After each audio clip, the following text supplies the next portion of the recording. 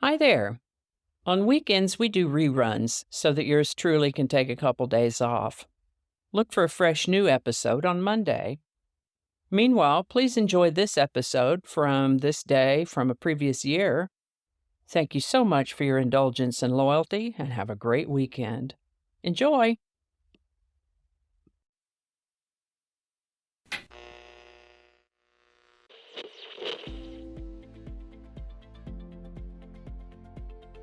Hi there, and welcome to this day in history for November 4th.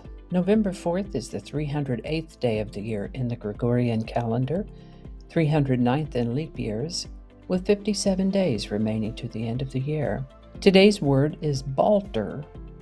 Balter is a verb that means to dance clumsily or walk unsteadily. An example could be, the party got rowdy with guests baltering out into the street. This definition is most likely from Old Norse, earliest documented use in the year 1400. There's another definition for balter, also a verb, that means to clot, clog, or tangle. An example sentence with this definition might be, those tree roots really baltered the septic drainage field. Earliest documented use of the word balter with this definition is in the 1600s. Balter. And with that, Christopher Columbus reached Leeward Islands and Puerto Rico on November 4th, 1493. This was during his second voyage to the New World. This is the birthday of Oklahoma humorist Will Rogers, born November 4th, 1879. He performed in vaudeville, stage, and film, was a cowboy and a newspaper columnist in addition to being a humorist. Of Cherokee descent, he came to be known as Oklahoma's favorite son. He was in 50 silent films and 21 talkies, and wrote more than 4,000 nationally syndicated newspaper columns. The nature of his humor was such that he could tell people where to go in such a manner that they thought it was their idea, and they couldn't wait to get there. One of his famous sayings was, "I never met a man I didn't like." Sadly, he died at the age of 55 in a plane crash in Alaska, along with Wiley Post in 1935. He may be no longer with us, but he's not gone as long as we're here to remember him. Will Rogers. This is the birthday of an author known as Sterling North, born November 4th, 1906. He was a reporter for the Chicago Daily and the New York Sun, and then became a full-time freelance writer, achieving the dream of a good many writerly types, and then he became a book editor.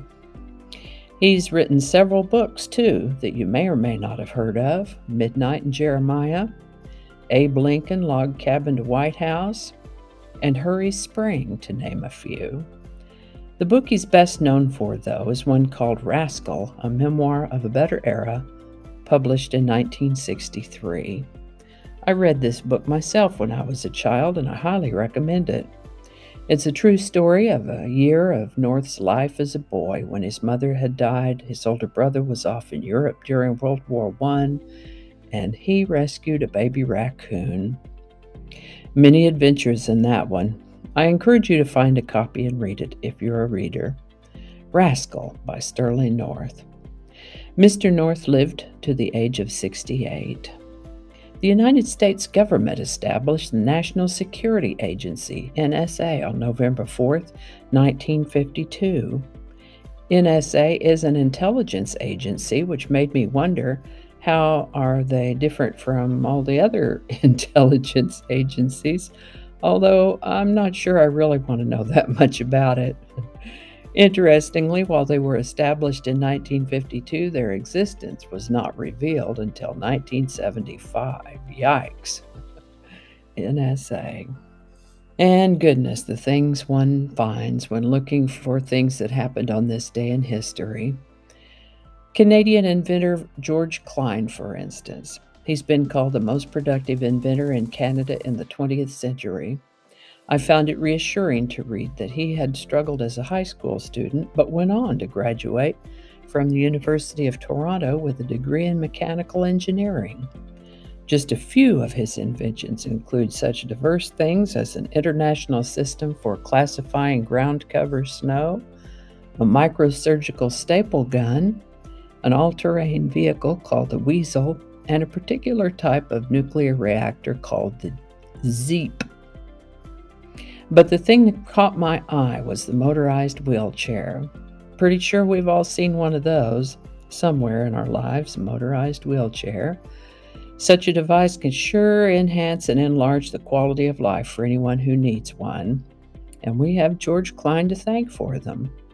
We mention him today because he died on November 4th, 1992, at the age of 88. George Klein. Listen to Your Heart is a 1988 song by the Swedish band Roxette. They recorded it in 1988, and it was released as a single from their album Look Sharp. Listen to Your Heart went on to become one of the most successful songs of 1989, and was the first song to reach number 1 without having been released on a 7-inch single, also known as a 45. Listen to Your Heart was Roxette's second number 1 hit in 1989, with the first one being The Look in April of that year. I'll make a note to talk about that one when its turn comes around in April.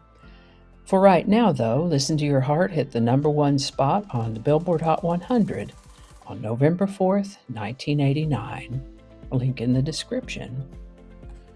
And I think that's going to do it for us today. Thank you so much for watching. Consider subscribing if you haven't already. Feel free to share this video with the link in your email, messaging, or social media. If you enjoy this series, you can check out the playlist that contains these videos.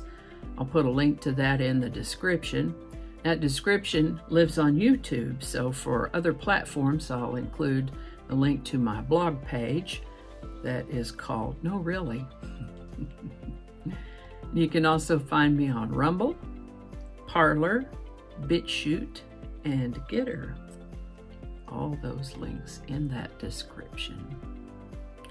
Alrighty, that's all I can think of right now. Thanks again, and I'll see you next time.